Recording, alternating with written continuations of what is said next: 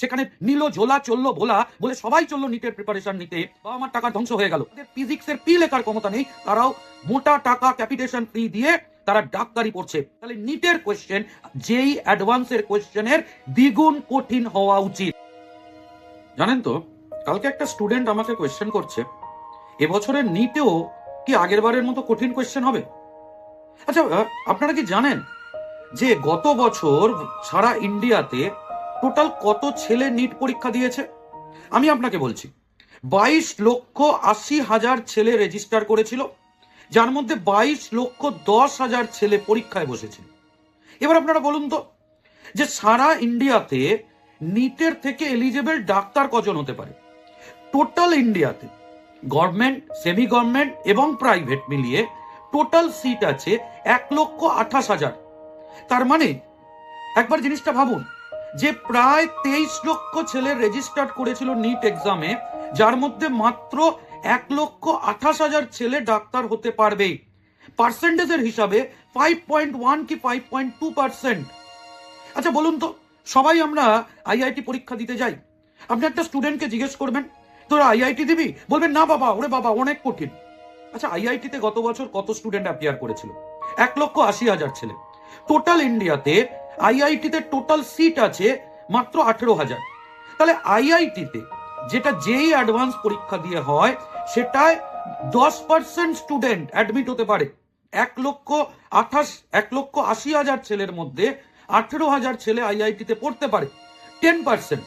সেখানে নিটে total appear student প্রায় 23 লক্ষ, আর সেখানে ডাক্তার হতে পারে মাত্র 1,28,000, যার মধ্যে গভর্নমেন্ট কলেজের seat, semi government and government কলেজের সিট আছে নিয়ার অ্যাবাউট 62,000। বাকি যে আছে সেসব প্রাইভেট মেডিকেল কলেজ। সেখানে কিভাবে ভর্তি হয় আমরা মোটামুটি সবাই জানি, যে বড়লোকের ছেলেরা ঘুষের টাকা দিয়ে সেখানে ডাক্তার হতে যায়। যাদের ক্রেডিবিলিটি নিয়ে আমাদের অনেকের মনেই প্রশ্ন আছে, যাদের ফিজিক্সের পি লেখার ক্ষমতা নেই, তারাও মোটা টাকা ক্যাপিটেশন ফি দিয়ে তারা ডাক্তারি পড়ছে। তাহলে যেখানে মাত্র 5.2% স্টুডেন্ট নিটের ডাক্তার হওয়ার চান্স হয়, সেখানে নিটের কোয়েশ্চেন কেন সোজা হবে? এটাই আমার একটা বড় প্রশ্ন। আপনারা কি বলেন? যেখানে আইআইটিতে 10% স্টুডেন্ট অ্যাডমিট হতে পারে, সেখানে আইআইটির যেই অ্যাডভান্স কোশ্চেন প্রচন্ড কঠিন বলে বেশিরভাগ স্টুডেন্টরাই সেটা অ্যাটেম্প করতে যায় না। সেখানে নিল ঝোলা চললো ভোলা বলে সবাই চললো নিটের প্রিপারেশন নিতে। এটা কি আদৌ কখনো সম্ভব? একটা স্টুডেন্ট এবং তাদের গার্জিয়ানকে অবশ্যই বোঝা উচিত যে একটা স্টুডেন্টের ক্রেডিবিলিটি কি।